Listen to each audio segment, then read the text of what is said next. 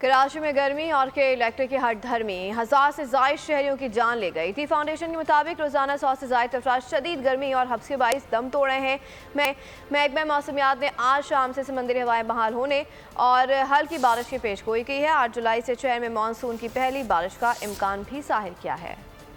حبس اور گھٹن، کراچی میں گرمی کے ستم، قیامت خیز گرمی میں کے الیکٹرک کی ہٹ دھرمی برقرار۔ شدید گرم موسم اور دیگر وجوہات سے اموات کی تعداد 1000 سے تجاوز کر گئی۔ ایدی فاؤنڈیشن کے مطابق روزانہ 100 سے زائد افراد شدید گرمی اور حبس کے باعث دم توڑ رہے ہیں۔ گزشتہ روز شہر میں درجہ حرارت 38 ڈگری ریکارڈ اور شدت 48 ڈگری محسوس کی گئی۔ محکمہ موسمیات نے گرمی کے معنوں کو خوشخبری دے دی۔ بتایا کہ ہوا کا کم دباؤ کراچی سے دور ہو گیا۔ شام میں سمندری ہوائیں بحال ہونے کا امکان ہے، جبکہ مختلف علاقوں میں بوندا باندی اور ہلکی بارش بھی ہو سکتی ہے۔ 8 جولائی سے شہر میں مونسون کی پہلی بارش کا امکان بھی ظاہر کیا گیا ہے۔ سبسکرائب کریں اور بیل دبائیں تاکہ کوئی خبر رہ نہ جائے۔